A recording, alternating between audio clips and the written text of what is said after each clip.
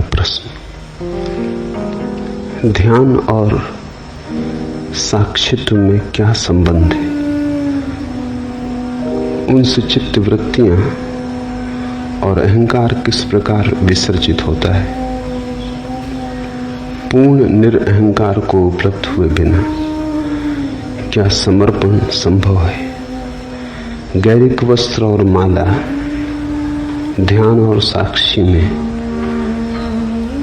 ध्यान और साक्षी साधना में कहाँ तक सहयोगी? और कृपया यह भी समझाएं कि साक्षित्व, जागरूकता और सम्यक स्मृति में क्या अंतर है?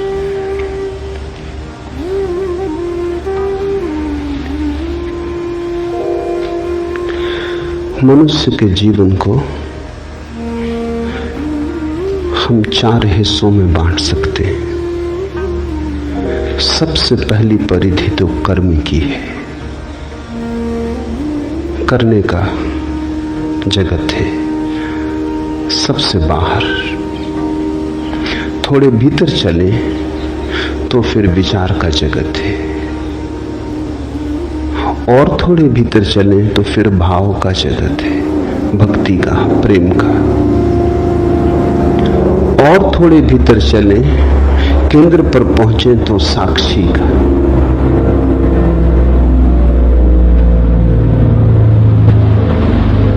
साक्षी हमारा स्वभाव है, क्योंकि उसके पार जाने का कोई उपाय नहीं। कभी कोई नहीं गया, कभी कोई जा भी नहीं सकता।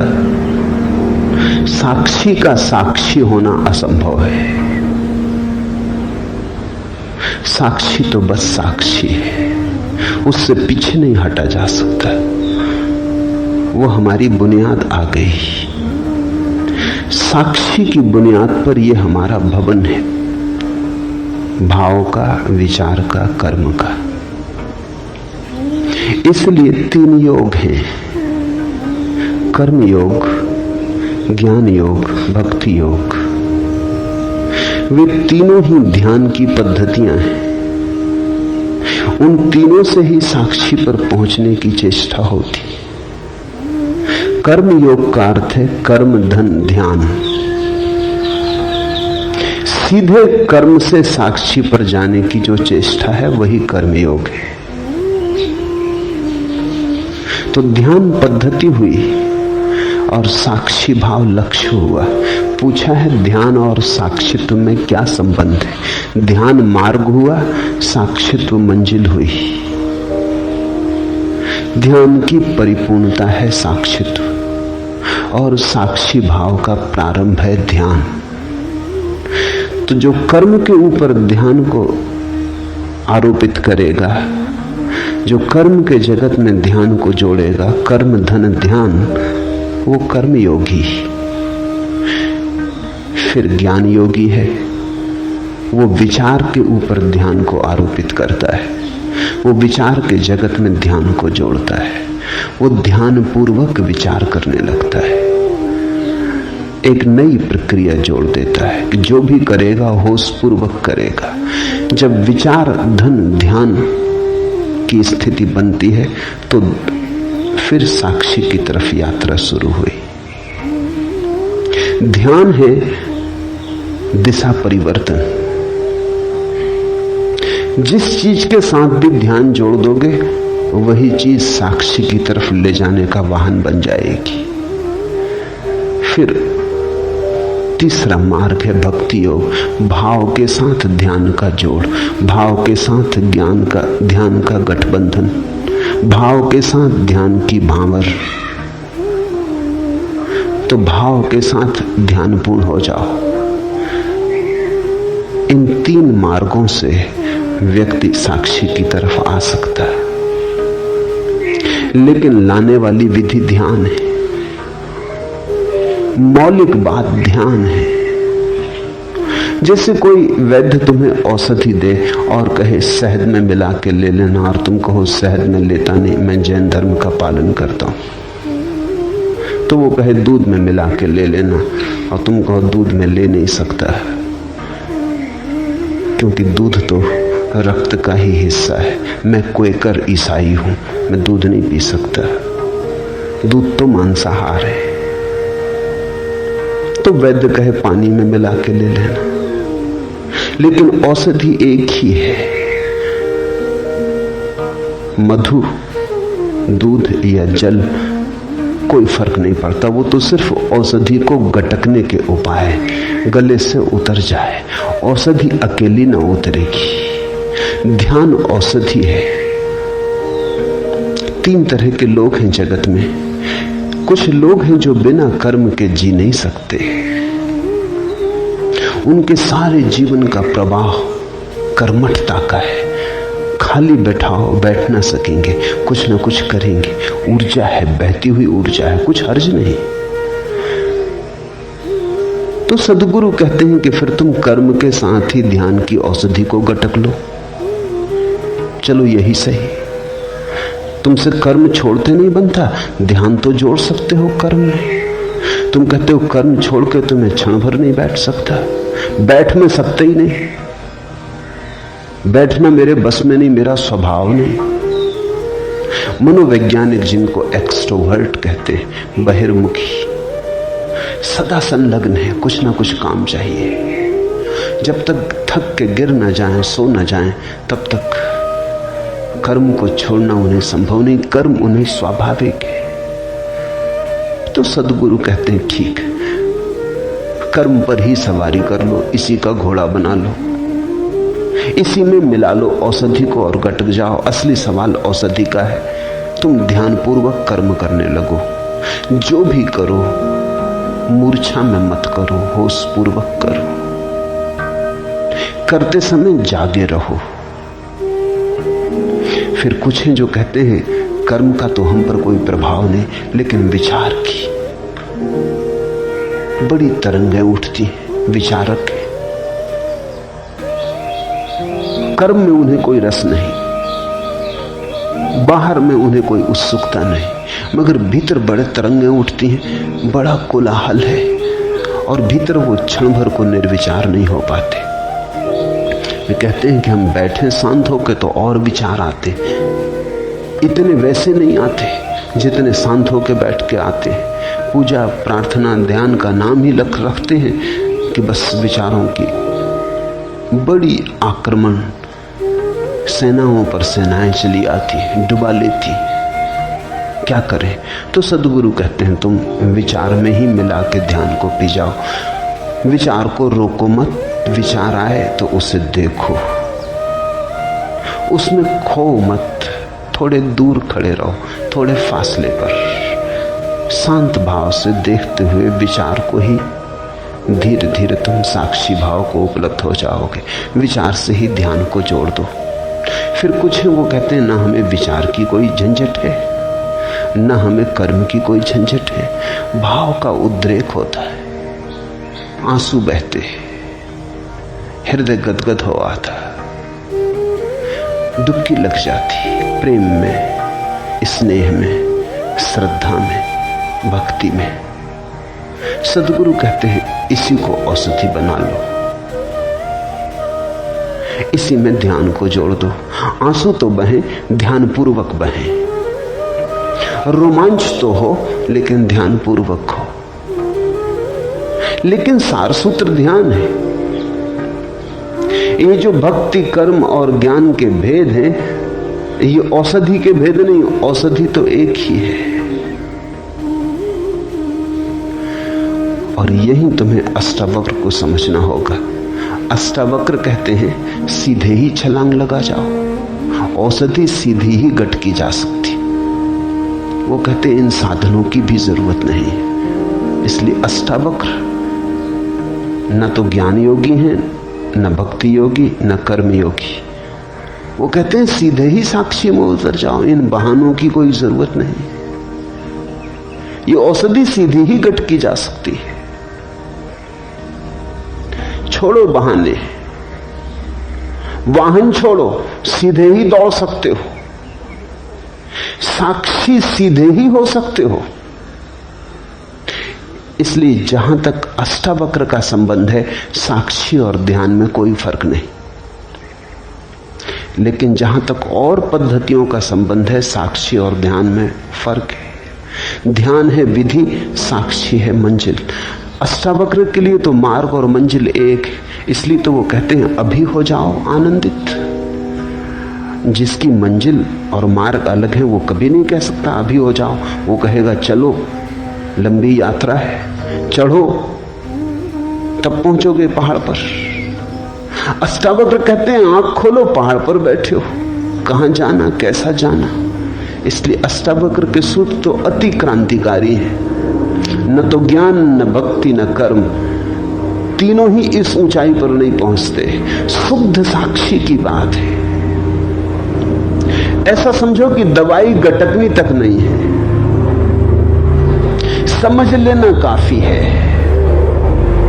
बोध मात्र काफी है, सहारे की कोई जरूरत ही नहीं है, तुम वहां हो ही। लेकिन ऐसा होता है कि कुछ लोग असमर्थ हैं इस बात को मानने में। एक सूफी कहानी है। एक फकीर सत्य को खोजने निकला। अपने ही गांव के बाहर जो पहला ही संतों से मिला, एक वृक्ष के नीचे बैठे, उससे उसने पूछा कि मैं सद्गुरु को खोजने निकला हूं, आप बताएंगे कि सद्गुरु के लक्षण क्या हैं? उस फकीर ने लक्षण बता दिए। लक्षण बड़े सरल थे। उसने कहा ऐसे ऐसे वृक्ष के नीचे बैठा मिले, इस आसन में बैठा हो, ऐसी ऐसी मुद्रा हो, बस समझ लेना कि यही सद्गुरु है। चला खोजने। साधक कहते हैं 30 साल बीत गए, सारी पृथ्वी पे चक्कर मार चुका, बहुत जगह गया लेकिन सद्गुरु न मिला। बहुत मिले मगर कोई सद्गुरु न था। थका मांदा अपने गांव वापस लौटा। लौट रहा था तो हैरान हो गया, भरोसा ना आया। वो बूढ़ा बैठा था उसी वृक्ष के नीचे। अब उसको दिखाई पड़ा कि ये तो वृक्ष वही है जो इस बूढ़े ने कहा था, ऐसे ऐसे वृक्ष के नीचे बैठा हो, और ये आसन भी वही लगाया है, लेकिन ये आसन तो 30 साल पहले भी लगाया था। क्या मैं अंधा था? इसके चेहरे पे भाव भी वही, मुद्रा भी वही। वो उसके चरणों में गिर पड़ा, कहा कि आपने पहले ही मुझे क्यों ना कहा? 30 साल मुझे भटकाया क्यों? ये क्यों ना कहा कि मैं ही सद्गुरु? उस बूढ़े ने कहा मैंने तो कहा था, लेकिन तुम तब सुनने को तैयार न थे। तुम बिना भटके घर भी नहीं आ सकते। अपने घर आने के लिए भी तुम्हें 1000 घरों पर दस्तक मारनी पड़ेगी, तभी तुम आओगे। कह तो दिया था मैंने, सब बता दिया था कि ऐसे ऐसे वृक्ष की, यही वृक्ष की व्याख्या कर रहा था, यही मुद्रा में बैठा था, लेकिन तुम भागे भागे थे, तुम ठीक से सुन ना सके, तुम जल्दी में थे, तुम कहीं खोजने जा रहे थे। खोज बड़ी महत्वपूर्ण थी, सत्य महत्वपूर्ण नहीं था तुम्हें, लेकिन आ गए तुम। मैं थका जा रहा था तुम्हारे लिए बैठा बैठा इसी मुद्रा में।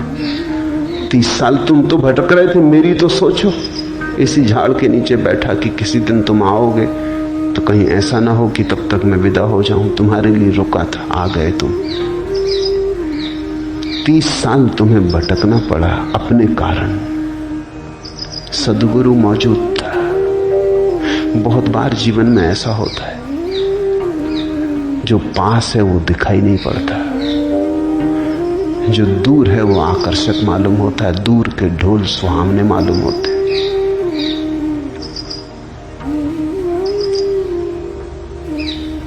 दूर खींचते हैं सपने हमें।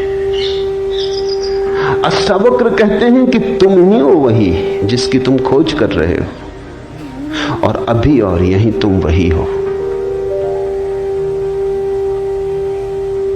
कृष्णमूर्ति जो कह रहे हैं लोगों से, वो शुद्ध अष्टावक्र का संदेश है। न अष्टावक्र को किसी ने समझा, न कृष्णमूर्ति को कोई समझता है।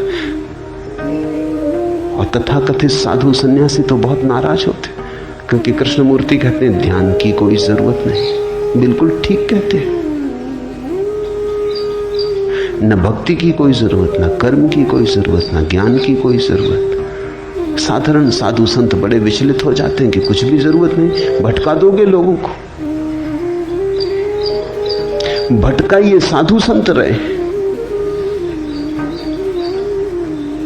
कृष्णमूर्ति तो सीधा अष्टावक्र का संदेश ही दे रहे हैं।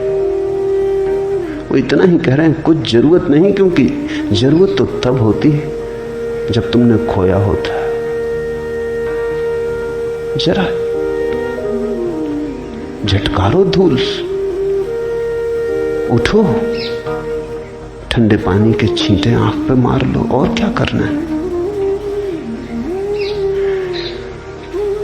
तो अष्टावक्र के दर्शन में तो साक्षी और ध्यान एक ही है, क्योंकि मंजिल और मार्ग एक ही है। लेकिन और सभी मार्गों और प्रणालियों में ध्यान विधि है, साक्षी उसका अंतिम फल है। उनसे चित्तवृत्तियां और अहंकार किस प्रकार विसर्जित होते हैं।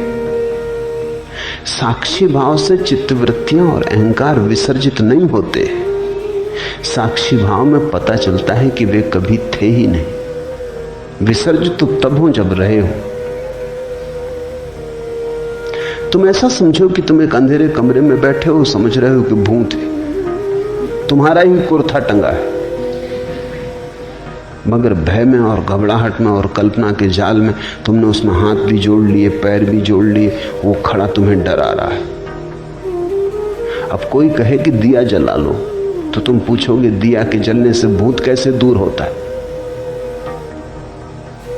लेकिन दिए के जलने से भूत दूर हो जाता है, क्योंकि भूत है नहीं। होता तो दिए के जलने से दूर नहीं होता। दिए के जलने से भूत के दूर होने का क्या लेना देना है। अगर भूत होता ही तो दिए के जलने से दूर ना होता। नहीं है, आभास होता है, इसलिए दूर भी हो जाता है। तुम हजारों ऐसी बीमारियों से पीड़ित रहते हो जो नहीं है, इसलिए किसी साधु संत की राख भी काम कर जाती है। इसलिए नहीं कि तुम्हारी बीमारी को राख से दूर होने का कोई संबंध। पागल हुए हो? राख से कहीं बीमारियां दूर हुई? नहीं तो सब औषधि शास्त्र व्यर्थ हो जाएं। राख से बीमारी दूर नहीं होती, सिर्फ बीमारी थी ये ख्याल दूर होता है। मैंने सुना है एक वैद्य के संबंध में, खुद उन्होंने मुझसे कहा, एक आदिवासी क्षेत्र में बस्तर के पास वो रहते, तो बस्तर से दूर देहात से एक आदिवासी आया। वो एक गांव में गए हुए थे, आदिवासियों का गांव था। वो बीमार था, तो वैद्य के पास लिखने को भी कोई उपाय ना था। गांव में ना तो फाउंटेन पेन था, ना कलम थी, ना कागज था। तो पास में पड़े हुए एक खपड़े पर पत्थर के एक टुकड़े से उन्होंने औषधि का नाम लिख दिया और कहा कि बस इसको तो 1 महीने भर घोंट के दूध में मिला के पी लेना, सब ठीक हो जाएगा। वो आदमी महीने भर बाद आया, बिल्कुल ठीक हो गया, स्वस्थ चंगा। वैद्य ने कहा दवा काम कर गई, उसने कहा गजब की काम कर गई, अब फिर एक और खपड़े पे लिख के दे दें। उसने कहा तेरा मतलब? उसने कहा खपड़ा तो खत्म हो गया, घोल के पी गए, मगर गजब की दवा थी, और वो ठीक भी होके आ गया है। अब वैद्य भी कुछ कहे तो ठीक नहीं, अब कुछ कहना उचित ही नहीं। वो मुझसे कहने लगे, फिर मैंने कुछ नहीं कहा, जब ठीक ही हो गया तो जो ठीक कर दे वो दवा। अब इसको और भटकाने में क्या सार है? ये कहना कि पागल, हमने दवा का नाम लिखा था, वो तो तूने खरीदी नहीं, वो प्रिस्क्रिप्शन को ही पी गए, मगर काम कर गई बात। बीमारी झूठी रही होगी, मनोकल्पित रही होगी। मनोवैज्ञानिक कहते हैं हमारी 100 में से 90 बीमारियां मनोकल्पित। और जैसे जैसे समझ बढ़ती है, ऐसा संभावना है कि 99% मनोकल्पित हो सकती है। और एक दिन ऐसी भी घटना आ सकती है कि 100% बीमारियां मनोकल्पित हों। इसलिए तो दुनिया में इतने चिकित्सा शास्त्र काम करते। एलोपैथी लो, उससे भी मरीज ठीक हो जाता है। आयुर्वेदिक लो, उससे भी ठीक हो जाता है। होम्योपैथी, उससे भी ठीक हो जाता है। यूनानी, उससे भी ठीक हो जाता है। नेचुरोपैथी से भी ठीक हो जाता है। और गंडे ताबीज भी काम करते हैं। आश्चर्यजनक है, अगर बीमारी वस्तुता है तो फिर बीमारी को दूर करने का एक विशिष्ट उपाय ही हो सकता है। सब उपाय काम नहीं करेंगे, बीमारी है नहीं। तुम्हें जिस पे भरोसा है, किसी को एलोपैथी पे भरोसा है, काम हो जाता है। बीमारी से ज्यादा डॉक्टर का नाम काम करता है। तुमने कभी ख्याल किया, जब भी तुम बड़े डॉक्टर को दिखा के लौटते हो जेब खाली करके, काफी फीस देके, आधे तो तुम वैसे ठीक हो जाते। अगर वही डॉक्टर मुफ्त प्रिस्क्रिप्शन लिख दे तो तुम्हें असर ना होगा।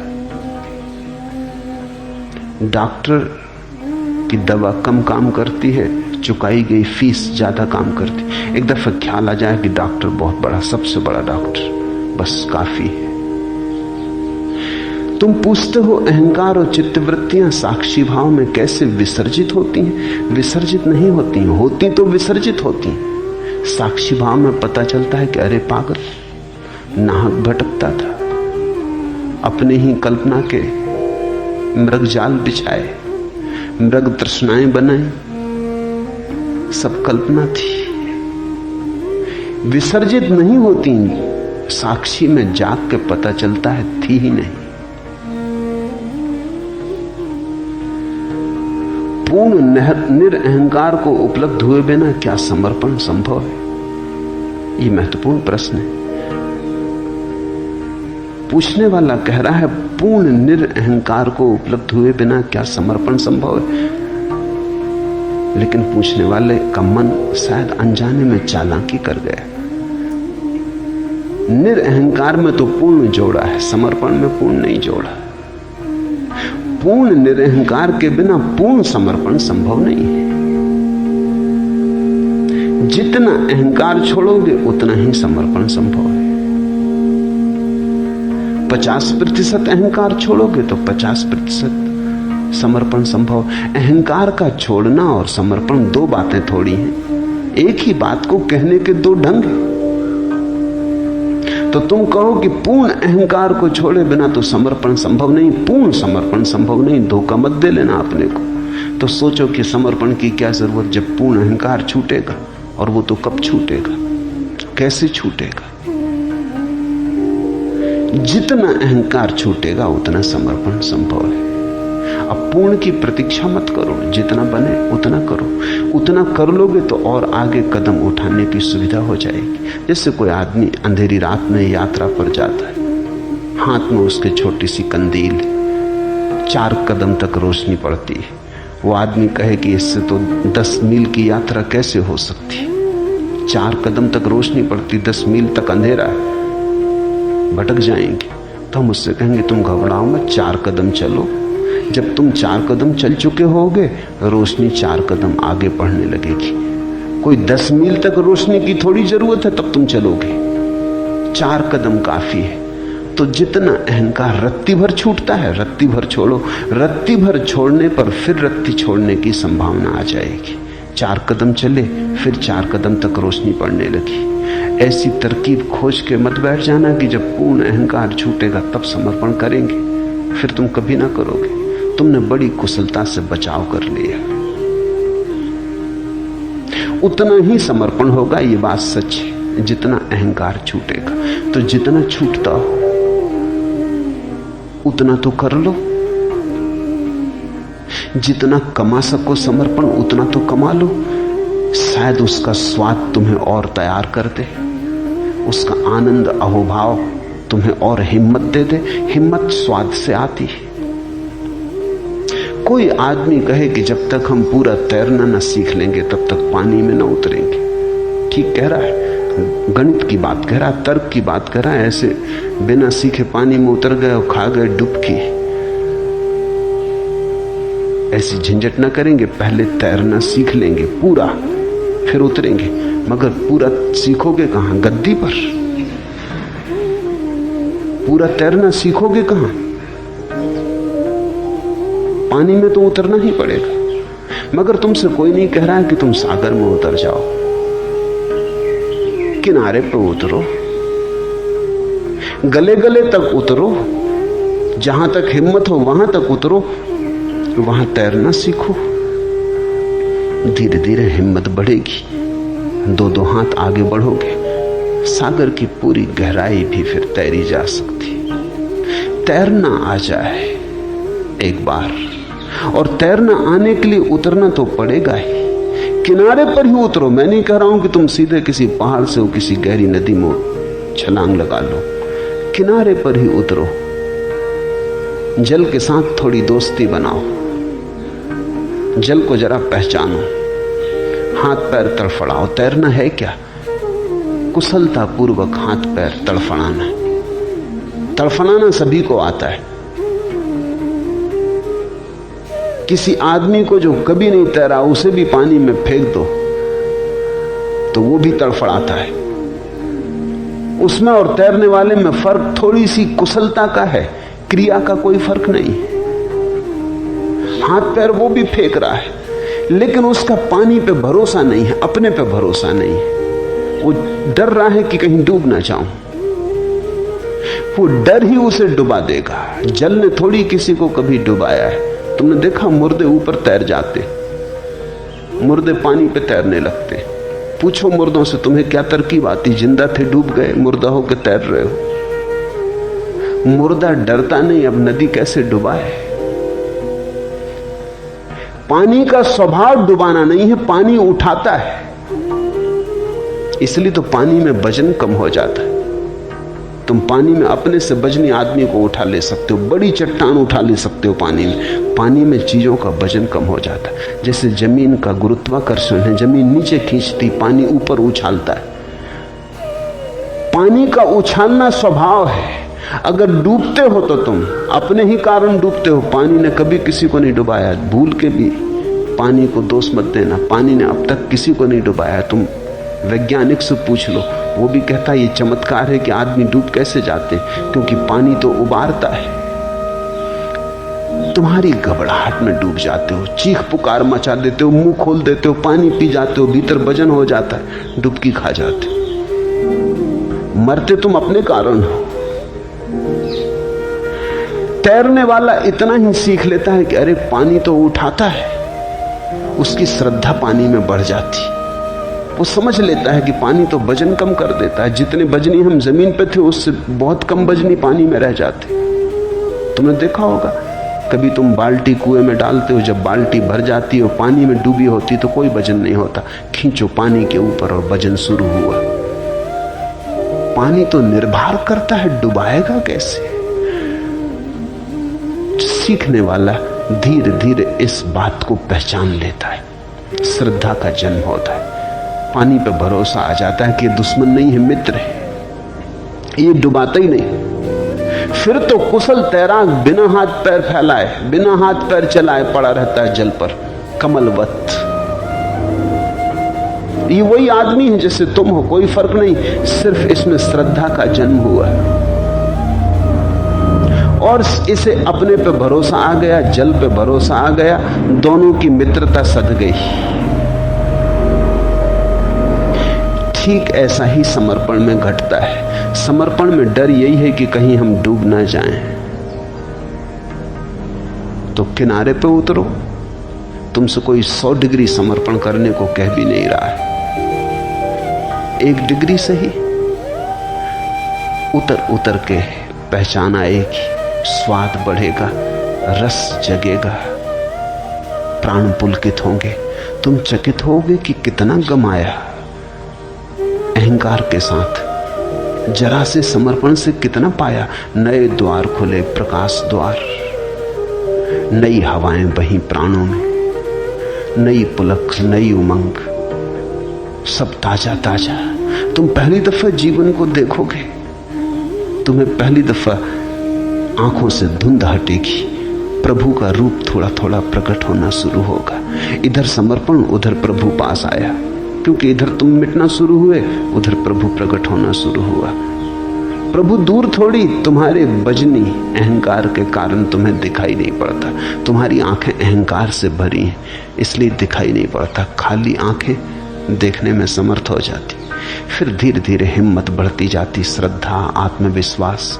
तुम और समर्पण करते हो, एक दिन तुम पूरी छलांग ले लेते हो। एक दिन तुम कहते हो अब बस बहुत हो गया।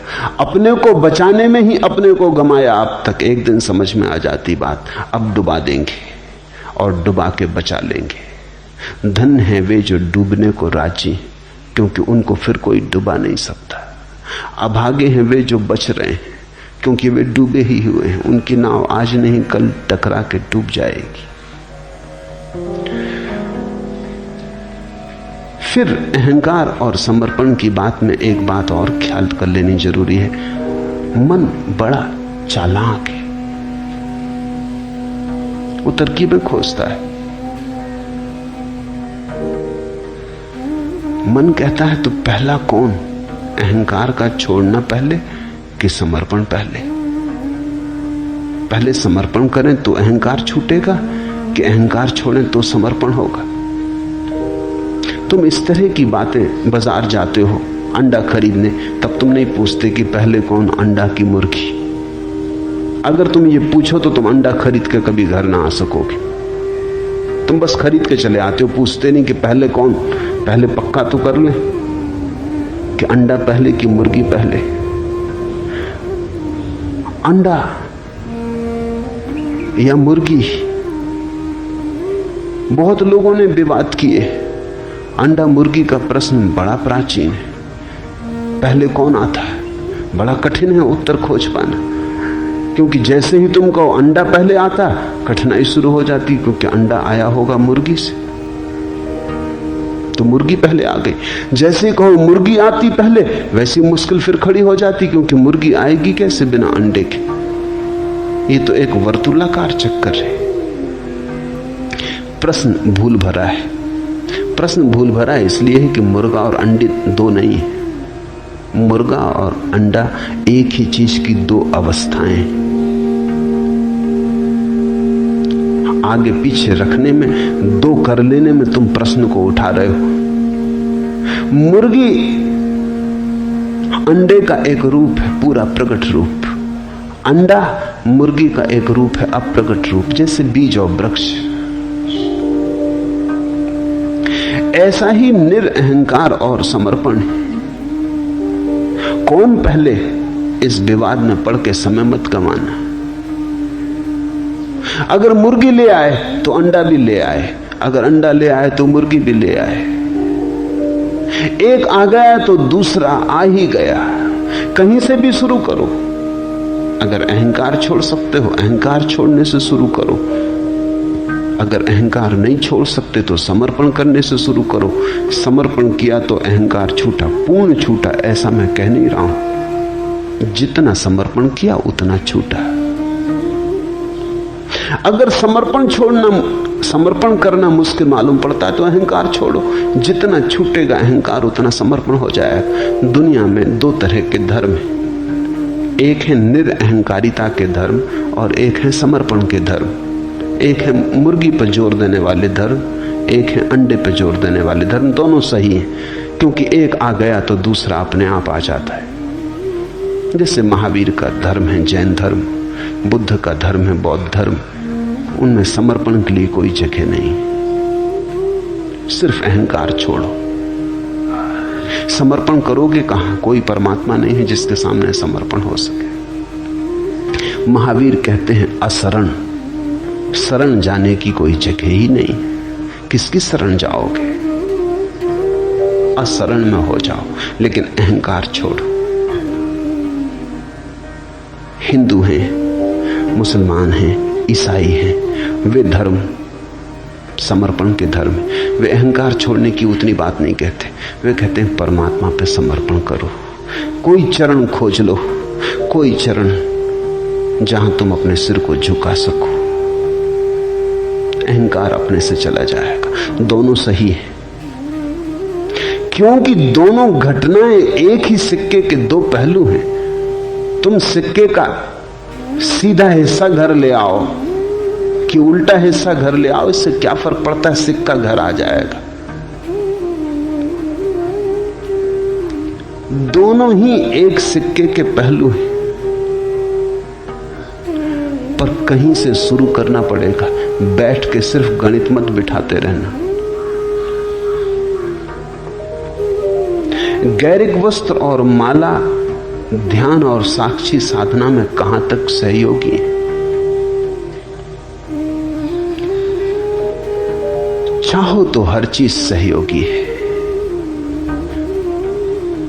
चाहो तो छोटी छोटी चीजों से रास्ता बना ले सकते हो।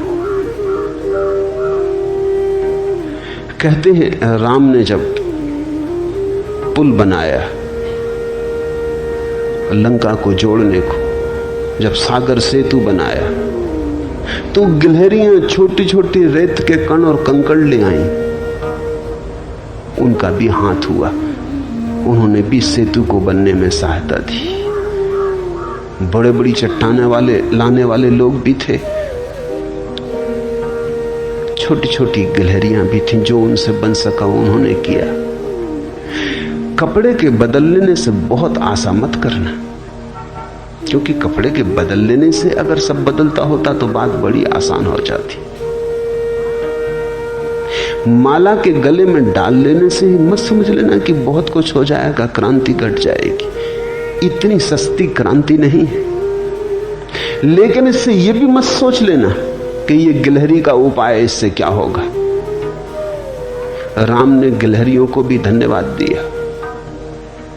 ये छोटे छोटे उपाय भी कारगर हैं। कारगर इस तरह है, अचानक तुम अपने गांव वापस जाओगे गैरिक वस्त्रों में, सारा गांव चौंक के तुम्हें देखेगा। तुम उस गांव में फिर ठीक उसी तरह से न बैठ पाओगे जिस तरह पहले बैठते थे। तुम उस गांव में उसी तरह से छिप न जाओगे जैसे पहले छिप जाते थे।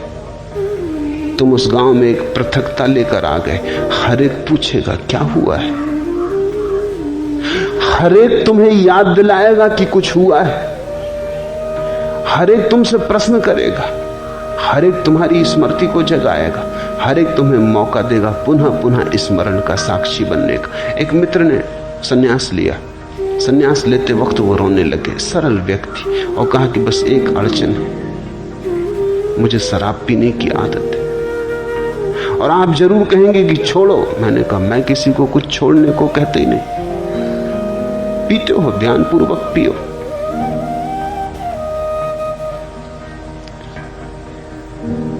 उन्होंने कहा क्या मतलब, सन्यासी होके भी मैं शराब पीऊं? तुम्हारी मर्जी, सन्यास मैंने दे दिया, अब तुम समझो। वो कोई महीने भर बाद आए, कहने लगे आपने चालबाजी की। शराब घर में खड़ा था, एक आदमी आके मेरे पैर पड़ लिया, कहा स्वामी जी कहां से आए? मैं भागा वहां से। मैंने कहा कि स्वामी जी और शराब घर में। वो आदमी कहने लगा आपने चालबाजी की। अब शराब घर की तरफ जाने में डरता हूं कि कोई पैर वगैरह छू ले या कोई नमस्कार वगैरह कर ले। आज 15 दिन से नहीं गया हूं। एक स्मृति बनी, एक याददाश्त जगी। तुम इन गैरिक वस्त्रों में उसी भांति क्रोध न कर पाओगे जैसा कल तक करते रहे थे। कोई चीज चोट करेगी, कोई चीज कहेगी अब तो छोड़ो। अब ये गैरिक वस्त्रों में बड़ा बेहुदा लगता है। मैं तुम्हारे लिए गैरिक वस्त्र देकर सिर्फ थोड़ी अड़चन पैदा कर रहा हूं और कुछ भी नहीं। तुम अगर चोर हो तो उसी आसानी से चोर न रह सकोगे। तुम अगर धन के पागल दीवाने हो, लोभी हो, तो तुम्हारे लोभ में वही बल न रह जाएगा। तुम अगर राजनीति में दौड़ रहे हो, पद की प्रतिष्ठा में लगे थे, अचानक तुम पाओगे कुछ सार नहीं। ये छोटे से वस्त्र बड़े प्रतीकात्मक हो जाएंगे। अपने आप में इनका मूल्य नहीं है, लेकिन इनके साथ जुड़ जाने में तुम धीरे धीरे पाओगे बात तो बड़ी छोटी थी, बीज तो बड़ा छोटा था, धीरे धीरे बड़ा हो गया। धीरे धीरे उसने सब बदल डाला। तुम्हारे कृत्य बदलेंगे, तुम्हारी आदतें बदलेंगी, तुम्हारे उठने बैठने का ढंग बदलेगा, तुम्हारे जीवन में एक नया प्रसाद। लोगों की अपेक्षाएं तुम्हारे प्रति बदलेंगी, लोगों की आंखें तुम्हारे प्रति बदलेंगी। नाम का परिवर्तन, पुराने नाम से संबद्ध विच्छेद हो जाएगा। वस्त्र का परिवर्तन, पुरानी तुम्हारी रूपरेखा से मुक्ति हो जाएगी। ये गले में तुम्हारी माला तुम्हें मेरी याद दिलाती रहेगी। ये मेरे और तुम्हारे बीच एक सेतु बन जाएगी। तुम मुझे भूल ना पाओगे इतनी आसानी से,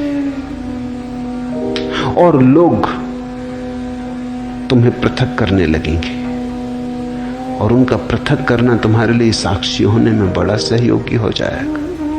लेकिन मैं ये नहीं कह रहा हूं कि इतना कर लेने से सब हो जाएगा, कि बस पहन लिए वस्त्र माला डाल ली, समझा कि खत्म, यात्रा पूरी।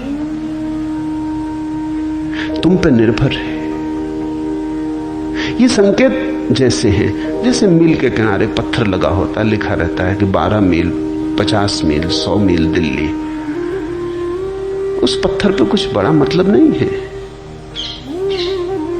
पत्थर हो या ना हो, दिल्ली 100 मील है तो 100 मील है। लेकिन पत्थर पर लिखी हुई लकीर, तीर का चिन्ह राही को हल्का करता। वो कहता चलो 100 मील ही बचा, 25 मील बचा, 50 मील बचा। स्विट्जरलैंड में मील के पत्थर की जगह मिनटों के पत्थर। अगर गाड़ी तुम्हारी रुक जाए कहीं किसी पहाड़ी जगह पर, तो तुम चकित होकर देखोगे कि बाहर खंबे पर पिछली स्टेशन कितनी दूर, 30 मिनट दूर, अगली स्टेशन कितनी दूर, 15 मिनट दूर। बड़ा महत्वपूर्ण प्रतीक है। तो अगर स्विस लोग अच्छी घड़ियां बनाने में कुशल हैं तो कुछ आश्चर्य नहीं। समय का उनका बोध बड़ा प्रगाढ़ है। मील नहीं लिखते, समय लिखते। 15 मिनट दूर।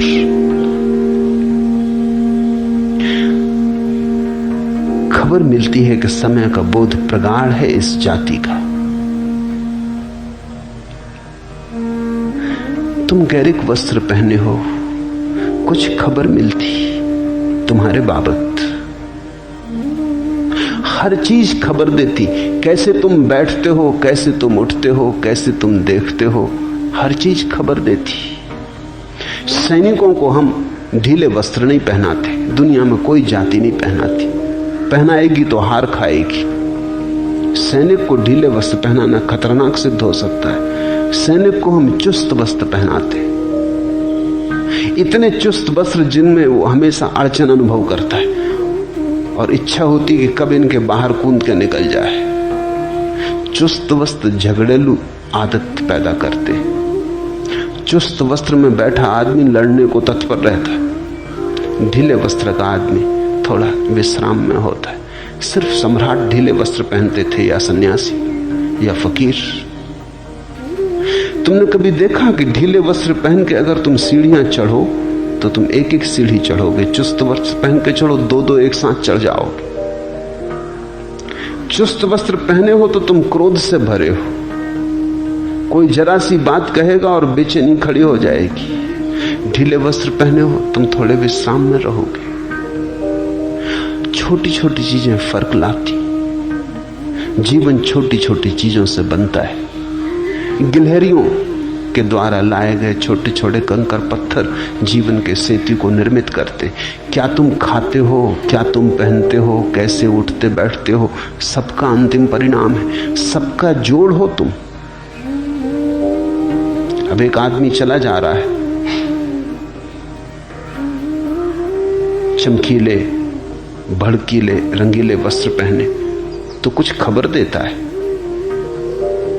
एक स्त्री चली जा रही है, बेहुदे अश्लील शरीर को उभारने वाले वस्त्र पहने, कुछ खबर देती।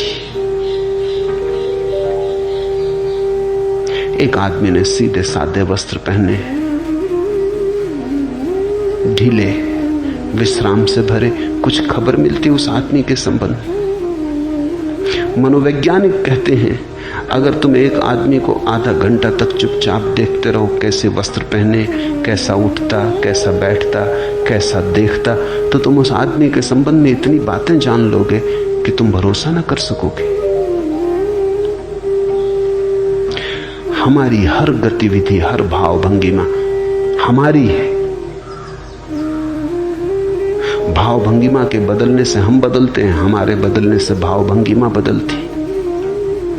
तो ये तो केवल प्रतीक है, ये तुम्हें साथ देंगे, ये तुम्हारे लिए इशारे बने रहेंगे, ये तुम्हें जागरूक रखने के लिए थोड़ा सा सहारा है।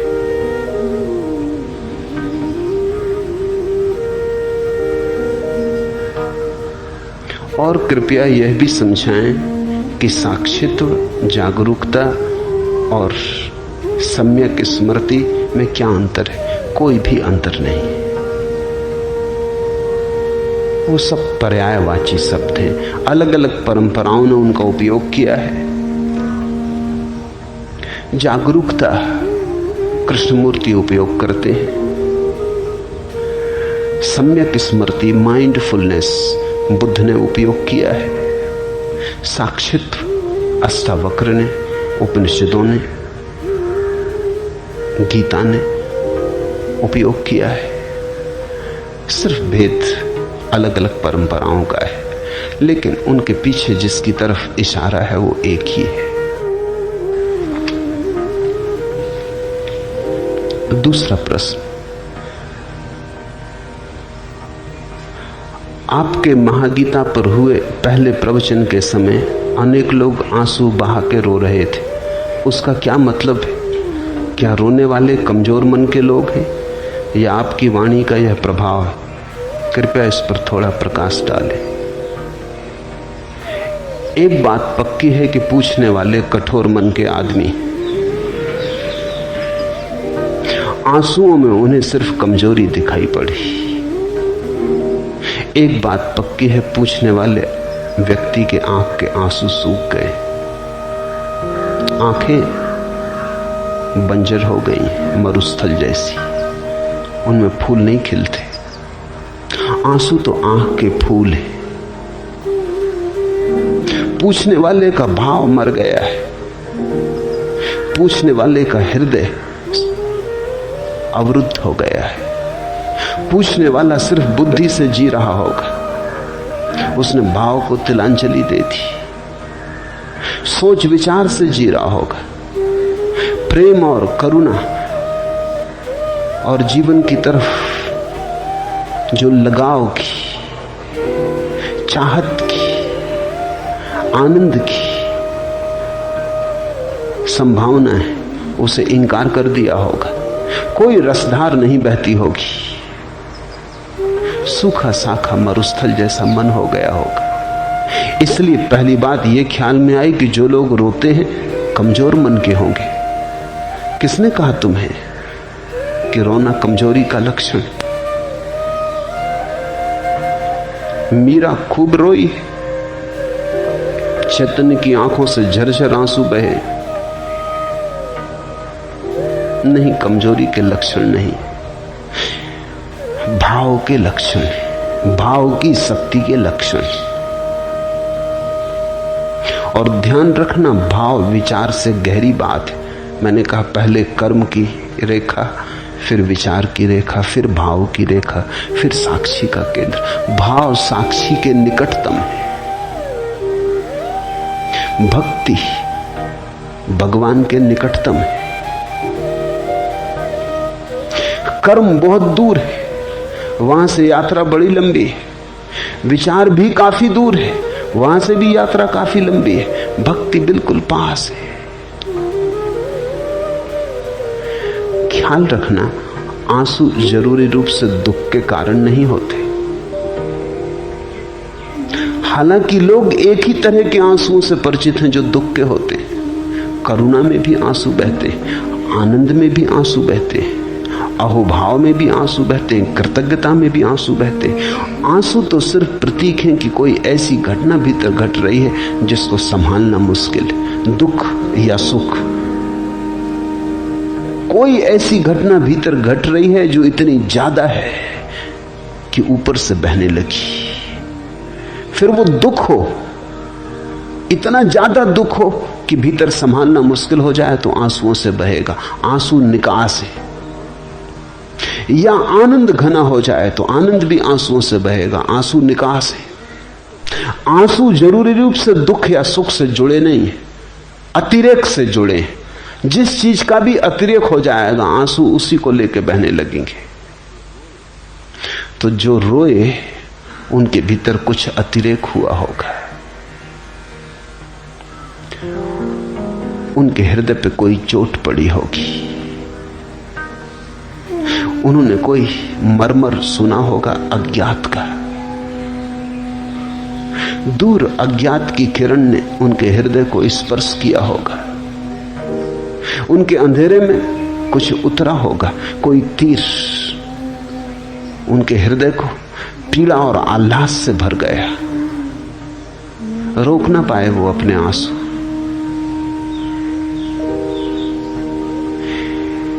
मेरे बोलने के प्रभाव से इसका कोई संबंध नहीं, क्योंकि तुम भी सुन रहे थे। अगर मेरे बोलने का ही प्रभाव होता तो तुम भी रोए होते, सभी रोए होते। नहीं, मेरे बोलने से ज्यादा सुनने वाले की हार्दिकता का संबंध है। जो रो सकते थे वो रोए, और रोना बड़ी शक्ति है। एक बहुत अनूठी दिशा को मनुष्य जाति ने खो दिया है, विशेषकर मनुष्यों ने खो दिया है, पुरुषों ने। स्त्रियों ने थोड़ा बचा रखा है, स्त्रियां धन्यभागी।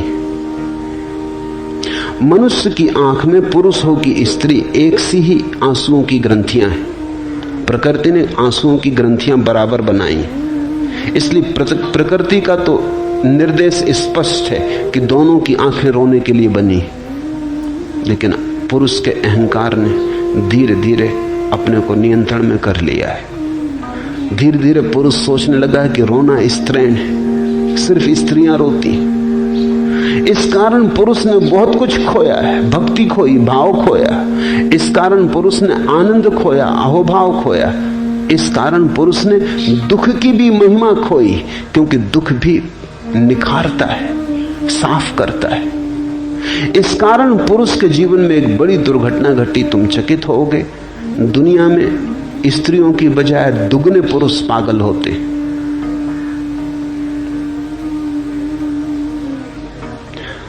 और ये संख्या बहुत बढ़ जाए अगर युद्ध बंद हो जाए, क्योंकि युद्ध में पुरुषों का पागलपन काफी निकल जाता है, बड़ी मात्रा में निकल जाता है।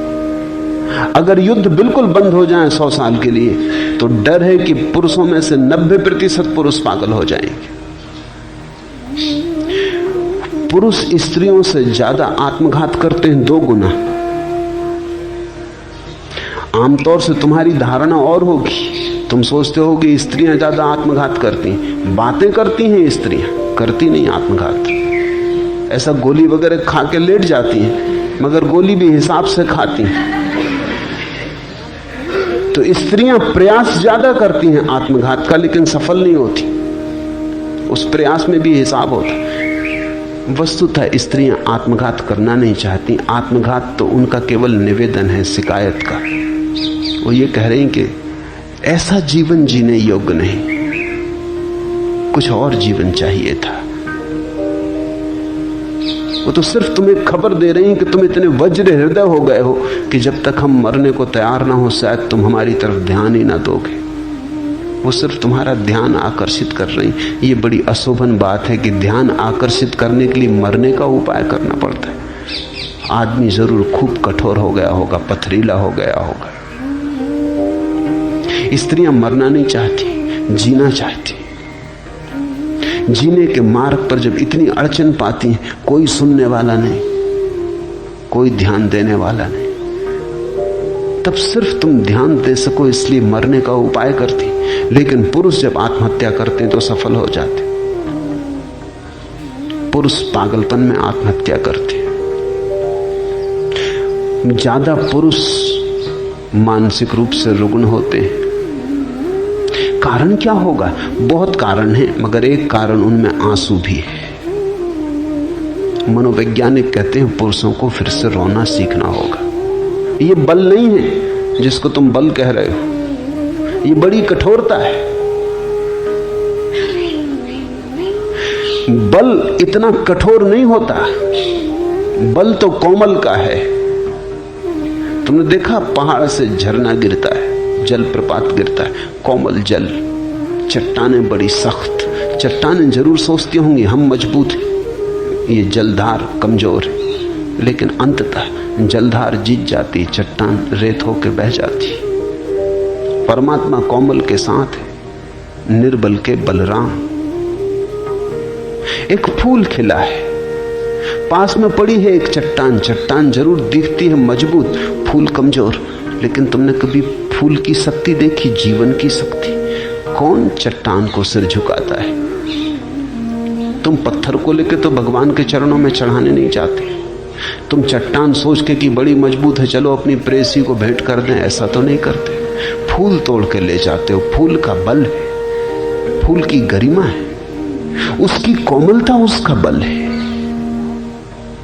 उसका खिलाव उसका बल है, उसका संगीत, उसकी सुगंध उसका बल है, उसकी निर्बलता में उसका बल है। सुबह खिला है, सांझ मुरझा जाएगा, यही उसका बल है।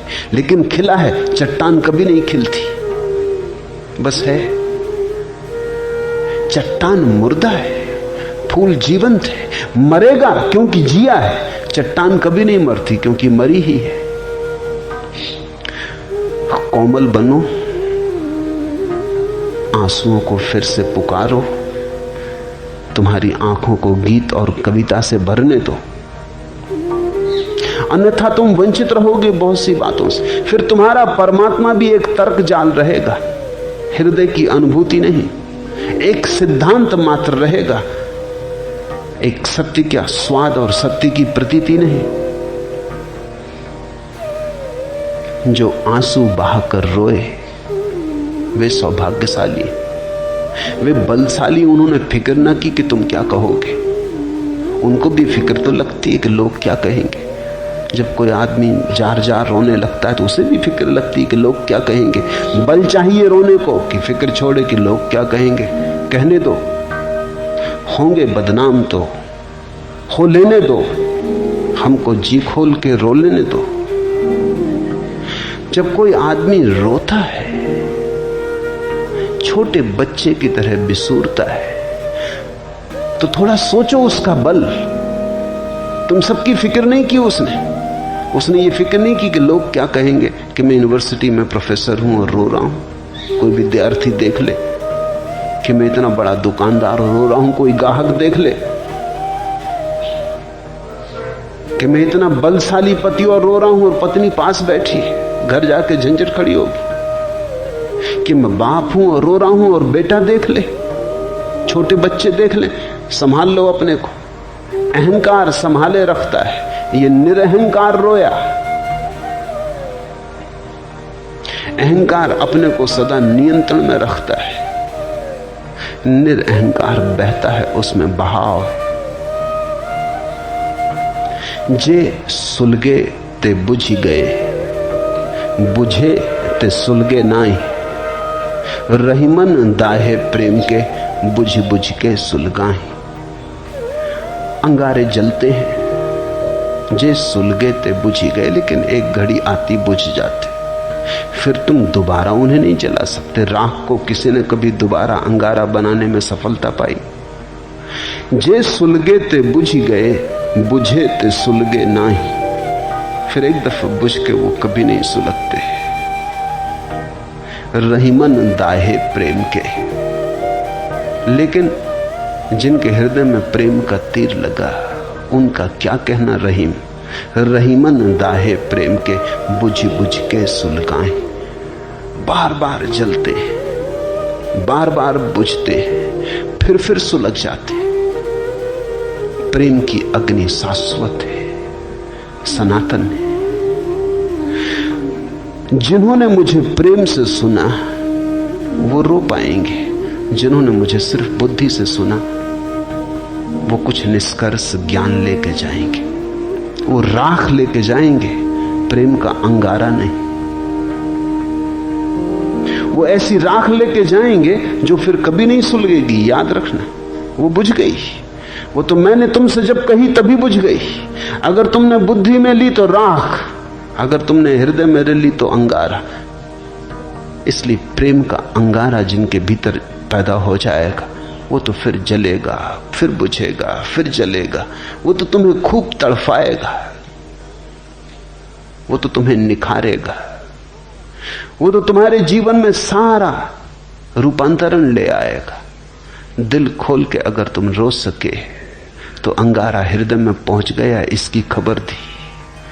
अगर न रो सके तो बुद्धि तक पहुंचा।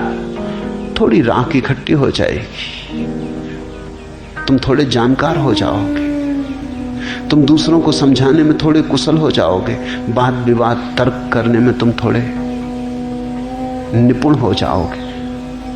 बाकी मूल बात चूक गई। जहां से अंगारा ला सकते थे वहां से सिर्फ राख लेके लौट आए। फिर तुम उस राख को चाहे विभूति कहो, कुछ फर्क नहीं पड़ता। राख राख है।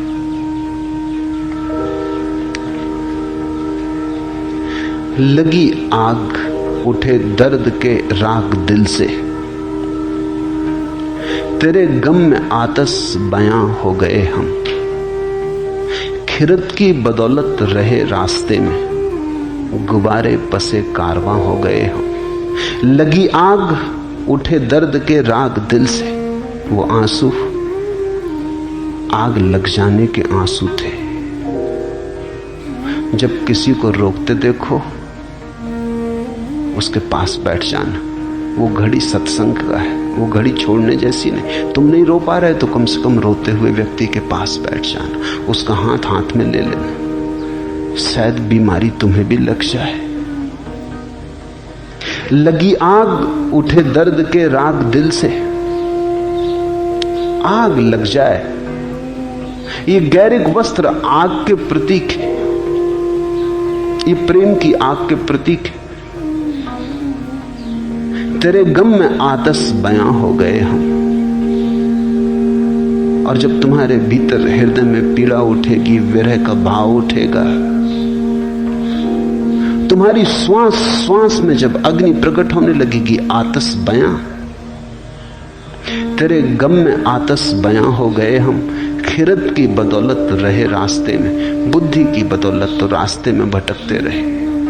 खिरत की बदौलत रहे रास्ते में, गुब्बारे पसे कारवां हो गए हम। और बुद्धि के कारण धीरे धीरे हमारी हालत ऐसी हो गई जैसे कारवां गुजरता है, उसके पीछे धूल उड़ती रहती, हम धूल हो गए। धूल के अतिरिक्त बुद्धि के हाथ में कभी कुछ लगा नहीं है। खिरत की बदौलत रहे रास्ते में, गुब्बारे पसे कारवां हो गए हम। जो दिल अपना रोशन हुआ कृष्ण मोहन, हदें मिट गई बेकरां हो गए हम। जो दिल अपना रोशन हुआ कृष्ण मोहन, अगर प्रेम में पड़ जाए चोट, हृदय पे लग जाए चोट, खिल जाए वहां आग का अंगारा। जो दिल अपना रोशन हुआ कृष्ण मोहन, हदें मिट गई बेकरां हो गए हम।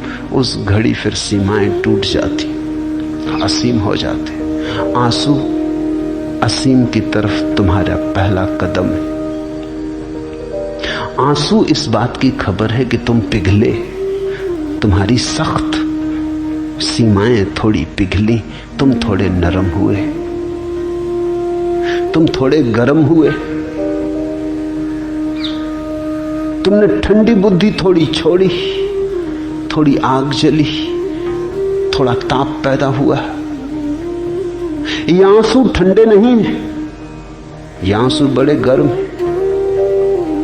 और ये आंसू तुम्हारे पिघलने की खबर लाते हैं। जैसे बर्फ पिघलती है, ऐसे जब तुम्हारी भीतर की अस्मिता पिघलने लगती तो आंसू बहते हैं। कतीले हवस थे तो आतश नफस थे, मोहब्बत हुई बेजुबां हो गए हम। जब बुद्धि से भरे थे, वासनाओं से भरे थे, विचारों से भरे थे तो लाख बातें की। जवान बड़ी तेज थी। कतीले हवस थे तो आतश नफस थे, मोहब्बत हुई बेजुबां हो गए हम। वे आंसू बेजुबान अवस्था की सूचनाएं। जब कुछ ऐसी घटना घटती है कि कहने का उपाय नहीं रह जाता तो न रो तो क्या करो। जब जवान कहने में असमर्थ हो जाए तो आंखें आंसुओं से कहती। जब बुद्धि कहने में असमर्थ हो जाए तो कोई नाच के कहता है।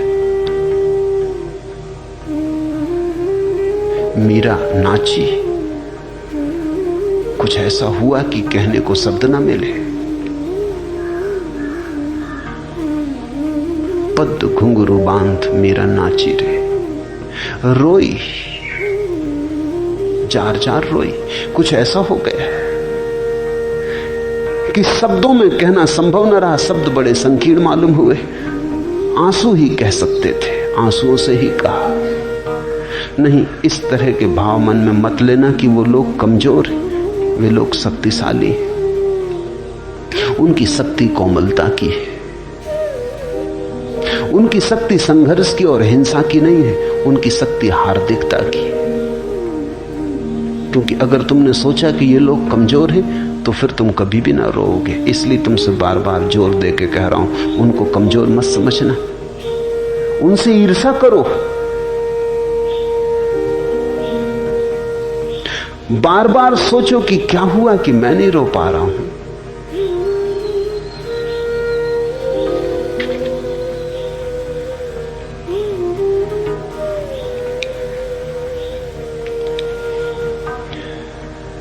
भाव से भरा व्यक्ति स्वयं के केंद्र के सर्वाधिक निकट है, और जितना ही भाव से भरा व्यक्ति स्वयं के निकट होता है उतनी ही ज्यादा पीड़ा को अनुभव करता है। तुम जितने घर से ज्यादा दूर हो उतने ही घर को भूलने की सुगमता है। जैसे जैसे घर करीब आने लगता है वैसे वैसे घर की याद भी आने लगती है। तुम परमात्मा को भूल के बैठे हो। परमात्मा शब्द तुम्हारे कानों में पड़ता है लेकिन कोई हलचल नहीं होती। सुन लेते हो, एक शब्द मात्र है। परमात्मा शब्द मात्र नहीं है, उसे सुन लेने भर की बात नहीं है। जिसके भीतर कुछ थोड़ी सी अभी भी जीवन की आग है उसे परमात्मा झकझोर देगा, शब्द मात्र झकझोर देगा। चाहते हो अगर मुझे दिल से, फिर भला किस लिए रुलाते हो। भक्त सदा परमात्मा से कहते रहे, चाहते हो अगर मुझे दिल से, फिर भला किस लिए रुलाते हो। रोशनी के घने अंधेरों में क्यों नजर से नजर चुराते हो। पास आए न पास आकर भी पास मुझको नहीं बुलाते हो। किस लिए आसपास रहते हो, किस लिए आसपास आते हो। अगर तुमने मुझे ठीक से सुना तो तुम्हें परमात्मा बहुत बार बहुत पास मालूम पड़ेगा। किस लिए आसपास रहते हो, किस लिए आसपास आते हो। पास आए न पास आकर भी पास मुझको नहीं बुलाते हो। चाहते हो अगर मुझे दिल से, फिर भला किस लिए रुलाते हो।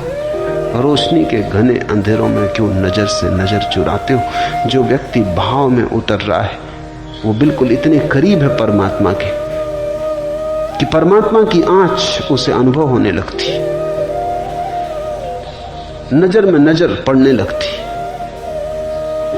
सीमाएं एक दूसरे को ऊपर उतरने लगती, एक दूसरे की सीमा में अतिक्रमण होने लगता है। यहां जो कहा जा रहा है वो सिर्फ कहने को नहीं है, वो तुम्हें रूपांतरित करने को है।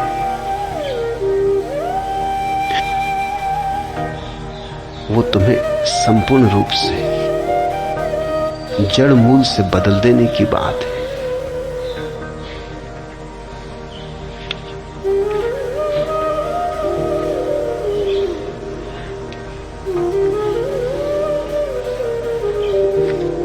तीसरा प्रश्न, धर्म धन धारणा या धारणा धन धर्म से संस्कृति का निर्माण होता है और संस्कृति से समाज और उसकी परंपराएं बनती। पूज्यपाद ने बताया कि धर्म सबके खिलाफ है। अगर धर्म सभी के विरोध में रहेगा तो किसी प्रकार की अराजकता होना असंभव है क्या? हमें समझाने की कृपा करें। धर्म से जो तुम अर्थ समझ रहे हो धारणा का, वैसा अर्थ नहीं है। धारणा कंसेप्ट धर्म नहीं है। धर्म शब्द बना है जिस धातु से, उसका अर्थ है जिसने सबको धारण किया है, जो सबका धारक है, जिसने सबको धारा है। धारणा नहीं, जिसने सबको धारण किया है। ये जो विराट, ये जो चांद्र पक्षी और मनुष्य और अनंत अनंत तक फैला हुआ अस्तित्व है, इसको जो धारे हुए है वही धर्म। धर्म का कोई संबंध धारणा से नहीं है। तुम्हारी धारणा हिंदू की है, किसी की मुसलमान की है, किसी की ईसाई की, इससे धर्म का कोई संबंध नहीं। ये धारणाएं, ये बुद्धि की धारणाएं।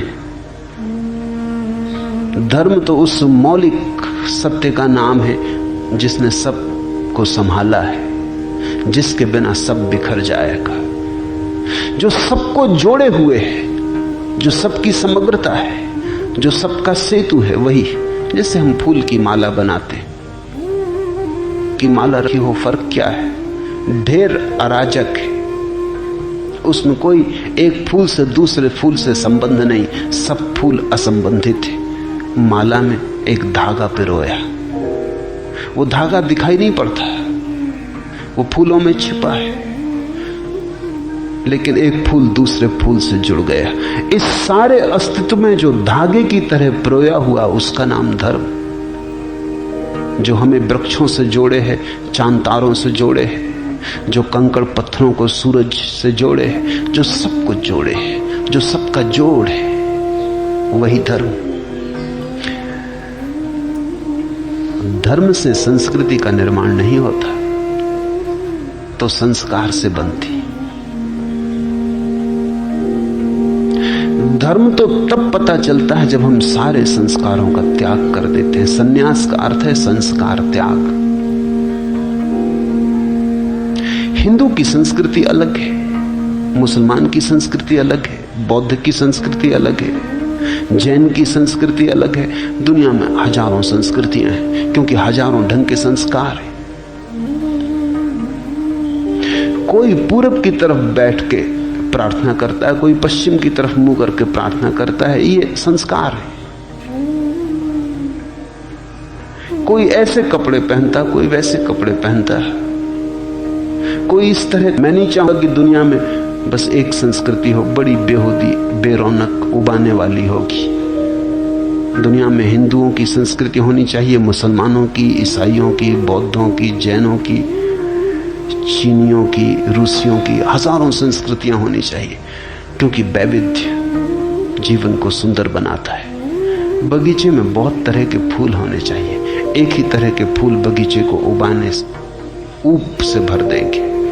संस्कृतियां तो अनेक होनी चाहिए, अनेक हैं, अनेक रहेंगी, लेकिन धर्म एक होना चाहिए, क्योंकि धर्म एक है और कोई उपाय नहीं। तो मैं हिंदू को संस्कृति कहता हूं, मुसलमान को संस्कृति कहता हूं, धर्म नहीं कहता। ठीक है, संस्कृतियां तो सुंदर हैं, बनाओ अलग ढंग की मस्जिद, अलग ढंग के मंदिर। मंदिर सुंदर हैं, मस्जिदें सुंदर हैं। मैं नहीं चाहूंगा कि दुनिया में सिर्फ मंदिर रह जाएं और मस्जिदें मिट जाएं, बड़ा सौंदर्य कम हो जाएगा। मैं नहीं चाहूंगा कि दुनिया में संस्कृति रह जाए, अरबी मिट जाए, बड़ा सौंदर्य कम हो जाएगा। मैं नहीं चाहूंगा दुनिया में सिर्फ कुरान रह जाए, वेद मिट जाए, गीता उपनिषद मिट जाए, दुनिया बड़ी गरीब हो जाएगी। कुरान सुंदर है, साहित्य की अनूठी कृति है, काव्य की बड़ी गहन, कुछ लेना नहीं।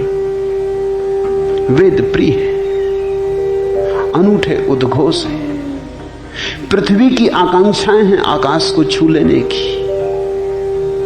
उपनिषद अति मधुर है, उनसे ज्यादा मधुर वक्तव्य कभी भी नहीं दिए गए, वे नहीं खोने चाहिए। वे सब रहने चाहिए, पर संस्कृति की तरह। धर्म तो एक है। धर्म तो वो है जिसने हम सबको धारण किया, हिंदू को भी, मुसलमान को भी, ईसाई को भी। धर्म तो वो है जिसने पशुओं को, मनुष्यों को, पौधों को, सबको धारण किया। जो पौधों में हरे धार की तरह बह रहा है, जो मनुष्यों में रक्त की धार की तरह बह रहा है, जो तुम्हारे भीतर श्वास की तरह चल रहा है, जो तुम्हारे संस्कृति का पर्याय मत समझना। धर्म से संस्कृति का कोई लेना देना नहीं। इसलिए तो रूस की संस्कृति हो सकती, वहां कोई धर्म नहीं। चीन की संस्कृति है, वहां अब कोई धर्म नहीं। नास्तिक की संस्कृति हो सकती है, आस्तिक की हो सकती है। धर्म से संस्कृति का कोई लेना देना नहीं। धर्म तो तुम्हारे रहने सहने से कुछ वास्ता नहीं रखता। धर्म तो तुम्हारे होने से वास्ता रखता है। धर्म तो तुम्हारा शुद्ध स्वरूप है, स्वभाव है। संस्कृति तो तुम्हारे बाहर के आवरण, आचरण, व्यवहार, इन सब चीजों से संबंध रखती। कैसे उठना, कैसे बोलना, क्या कहना, कोई परंपरा नहीं बनती। धर्म परंपरा नहीं। धर्म तो सनातन शाश्वत सत्य है। परंपराएं तो आदमी बनाता है। धर्म तो है। परंपराएं आदमी से निर्मित है, आदमी के द्वारा बनाई गई। धर्म आदमी से पूर्व है, धर्म के द्वारा आदमी बनाया गया है। इस फर्क को ख्याल में ले लेना। इसलिए परंपरा को भूल के भी धर्म मत समझना। और धार्मिक व्यक्ति कभी पारंपरिक नहीं होता, ट्रेडिशनल नहीं होता। इसलिए तो जीसस को सूली देनी पड़ी, मंसूर को मार डालना पड़ा, सुकरात को जहर देना पड़ा, क्योंकि धार्मिक व्यक्ति कभी भी परंपरागत नहीं होता। सनातन शाश्वत का कोई उद्घोष करता है तो परंपरा से बंधे लीक लकीर के फकीर बहुत घबरा जाते, उनको बहुत बेचैनी होने लगती। वो कहते हैं इससे तो अराजकता हो जाएगी। अराजकता अभी है। जिसको तुम कहते हो व्यवस्था, राजकता, वो क्या खाक व्यवस्था है।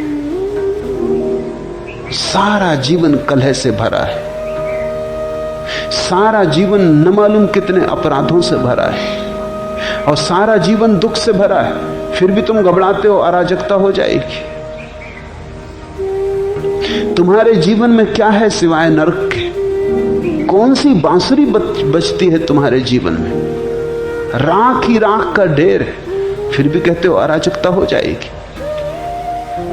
धार्मिक व्यक्ति विद्रोही तो होता है, अराजक नहीं। इसे समझना। धार्मिक व्यक्ति ही वस्तुतः राजक व्यक्ति होता है, क्योंकि उसने संबंध जोड़ लिया अनंत से, उसने जीवन के परम मूल से संबंध जोड़ लिया। अराजक तो कैसे होगा? हाँ, तुमसे संबंध टूट गया, तुम्हारी ढांचे व्यवस्था से वो थोड़ा बाहर हो गया। उसने परम से नाता जोड़ लिया, उसने उधार से नाता तोड़ दिया, उसने नगद से नाता जोड़ लिया, उसने बासे से नाता तोड़ दिया। कृति और सत्ता तो प्लास्टिक के फूलों जैसी है। धार्मिक व्यक्ति का जीवन वास्तविक फूलों जैसा है। प्लास्टिक के फूल फूल जैसे दिखाई पड़ते हैं, वस्तुतः फूल नहीं मालूम होते, बस दूर से दिखाई पड़ते। धोखा है। तुम अगर इसलिए सत्य बोलते हो क्योंकि तुम्हें संस्कार डाल दिया गया है सत्य बोलने का, तो तुम्हारा सत्य दो कौड़ी का है। तुम अगर इसलिए मांसाहार नहीं करते क्योंकि तुम जैन घर में पैदा हुए और संस्कार डाल दिया गया कि मांसाहार पाप है, इतना लंबा संस्कार डाला गया कि आज मांस को देख के तुम्हें मतली आने लगती, तो तुम ये मत सोचना कि तुम धार्मिक हो गए। ये केवल संस्कार है।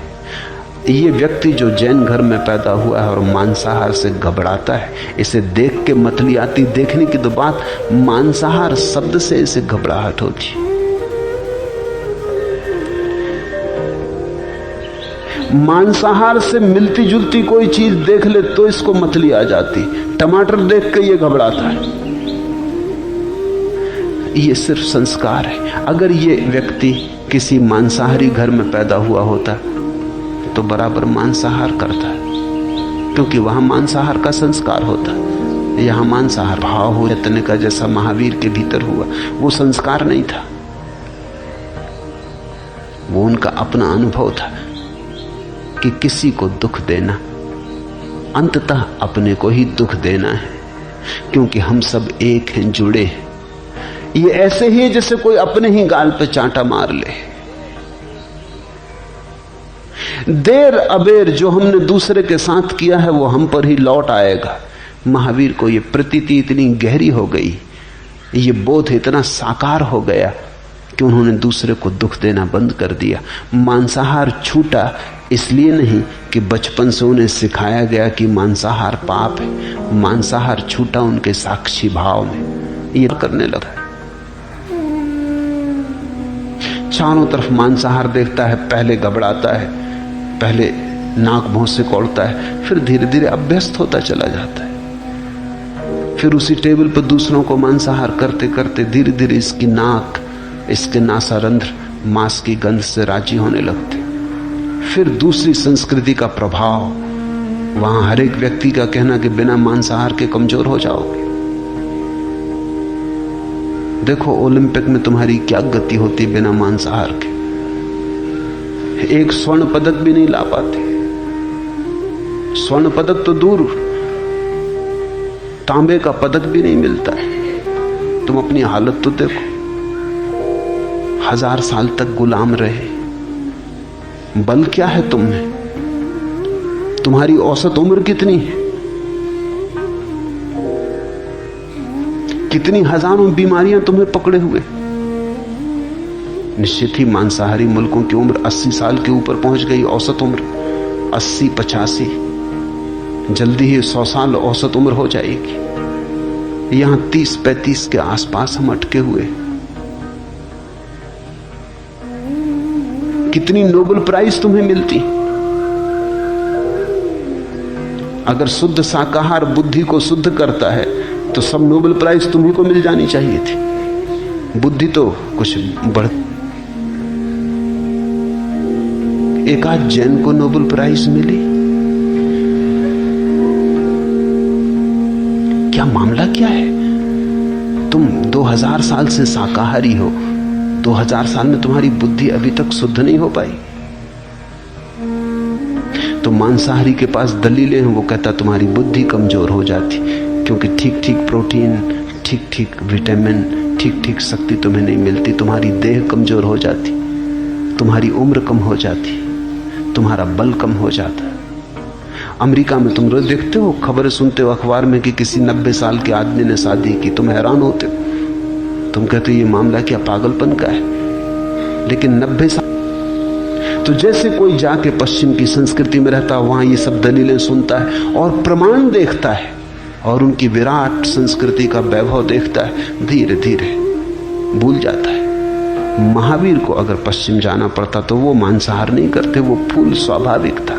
वो कहते ठीक 2-4-10 साल कम जिएंगे, इससे हर्ज क्या, ज्यादा जीने का फायदा क्या है? ज्यादा जी के तुम करोगे क्या? और थोड़े जानवरों को खा जाओगे, और क्या करोगे? महावीर से अगर किसी ने कहा होता तो वो कहते जरा लौट के तो देखो, अगर तुम 100 साल जिए और तुमने जितने जानवर, पशु, पक्षी खाए उनकी जरा तुम कतार रख के तो हड्डियों के ढेर तुमने लगा दिए अपने चारों तरफ। एक आदमी जिंदगी में जितना मांसाहार करता है, हजारों लाखों पशु पक्षियों का ढेर लग जाएगा। अगर जरा तुम सोचो कि इतने प्राण तुमने मिटाए, किस लिए? सिर्फ जीने के लिए। और जीना किस लिए? और पशुओं को मिटाने के लिए। अगर महावीर से कोई ये कहेगा कि तुम निर्बल हो जाते तो वो कहता बल का हम करेंगे क्या? किसी की हिंसा करनी, किसी को मारना है, कोई युद्ध लड़ना है। अगर महावीर को कोई कहता कि देखो तुम 1000 साल गुलाम रहे, तो महावीर कहते हैं 2 स्थितियां हैं, या तो मालिक बनो किसी के या गुलाम। महावीर कहेंगे मालिक बनने से गुलाम बन, चोर बनने से चोरी का शिकार बन जाना बेहतर। अगर महावीर को कोई कहता कि देखो तुम्हें नोबेल प्राइज नहीं मिलते, वो कहते नोबेल प्राइज का करेंगे क्या? ये खेल खिलौने हैं बच्चों को खेलने कूदने के लिए अच्छे, इनका करेंगे क्या? हम कुछ और ही पुरस्कार पाने चले। वो पुरस्कार सिर्फ परमात्मा से मिलता है और किसी से भी नहीं मिलता। वो पुरस्कार साक्षी के आनंद का है, वो सच्चिदानंद का है। नोबेल प्राइज तुम अपनी संभालो, तुम बच्चों को दो, खेलने दो, ये खिलौने हैं। इस संसार का कोई पुरस्कार उस पुरस्कार का मुकाबला नहीं करता जो भीतर के आनंद का है। भ्रष्ट होके आ जाता है, कारण वो भ्रष्ट था ही, भ्रष्ट होके आ गया ऐसा नहीं। कागजी फूल था, झूठी बात थी, संस्कार था। संस्कृति और धर्म में अंतर समझ लेना। धर्म तुम्हारा स्वानुभव है और संस्कृति दूसरों के द्वारा सिखाई गई बातें। लाख कोई कितने ही व्यवस्था से सिखा दे, दूसरे की सिखाई बात तुम्हें मुक्त नहीं करती, बंधन में डालती है। तो जब मैं कहता हूं धर्म बगावत है, विद्रोह है, तो मेरा अर्थ है बगावत परंपरा से, बगावत संस्कार से। बगावत आध्यात्मिक अनुसंधान दूसरे ढंग का है। वो भीतर से बाहर की तरफ आता है, वो किसी के द्वारा आरोपित नहीं है, वो स्वस्फूर्त है। वो ऐसा है जैसा झरना फूटता है भीतर की ऊर्जा से। वो ऐसा है जैसे नदी बहती है जल की ऊर्जा से। कोई धक्के नहीं दे रहा है। तुम ऐसे हो जैसे गले में किसी ने रस्सी बांधी और घसीटे जा रहे हो, पीछे से कोई कोड़े मार रहा है तो चलना पड़ रहा है। संस्कार से जीने वाला आदमी जबरदस्ती घसीटा जा रहा है, बेमन से घसीटा जा रहा है। धार्मिक व्यक्ति नाचता हुआ जाता है, वो मृत्यु की तरफ भी जाता है तो नाचता हुआ जाता। तुम जो गाते, वो कहते हम साधु संत सीधे साधे आदमी। बड़ा अन्याय हो रहा है दुनिया में। बेईमान मजा लूट रहे हैं, चोर बदमाश मजा लूट रहे हैं। मैं उनसे कहता हूं तुम्हें ये ख्याल ही उठता है कि वो मजा लूट रहे हैं, ये बात बताती कि तुम साधु भी नहीं, संत भी नहीं, सरल भी नहीं। तुम हो तो उन्हीं जैसे लोग, सिर्फ तुम्हारी हिम्मत कमजोर है। चाहते तो तुम भी उन्हीं जैसा मजा हो, लेकिन उस मजे के लिए जो कीमत चुकानी पड़ती वो चुकाने में तुम डरते हो। तो तुम भी चोर, लेकिन चोरी करने के लिए हिम्मत चाहिए, वो हिम्मत तुम्हारी खो गई।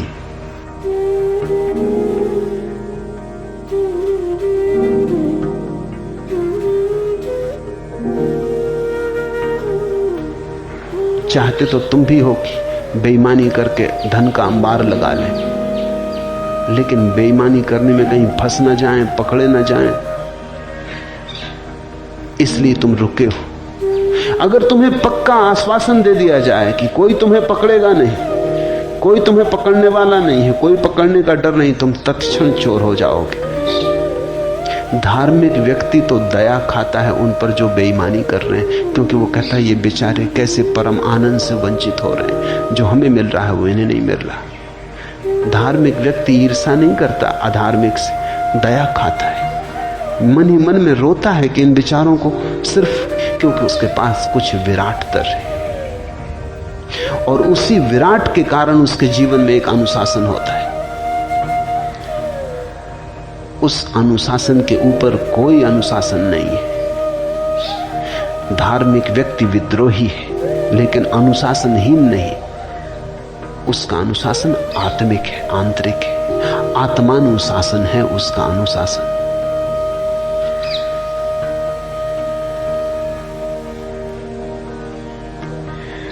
और जिसको तुम राजकता कहते हो, जिसको तुम व्यवस्था कहते हो, ये व्यवस्था ने दिया क्या है?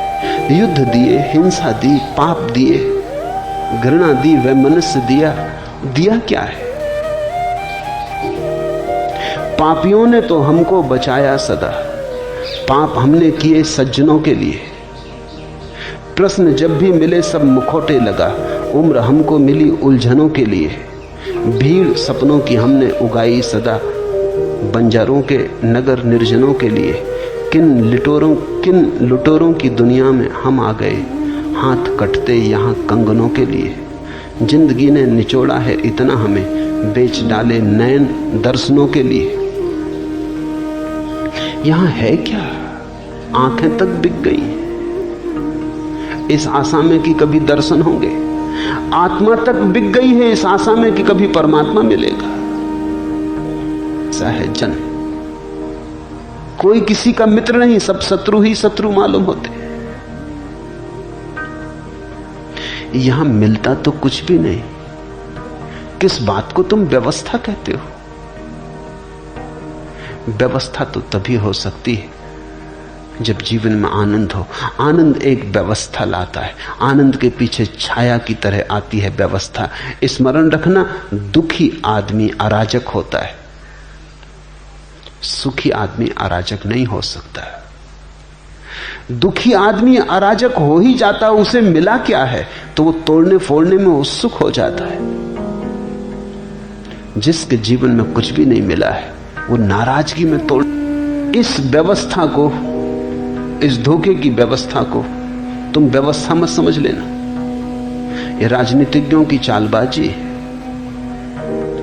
और जिन्हें तुम समझते हो कि वो तुम्हारे नेता हैं, जिन्हें तुम समझते हो तुम्हारे राहबर, वो राहजन है, वही तुम्हें लूटते हैं। चलो अब किसी और के सहारे लोगों। बड़े खुदगर्ज हो गए थे किनारे लोगों, अब तो किनारे का भी सहारा रखना ठीक नहीं मालूम पड़ता।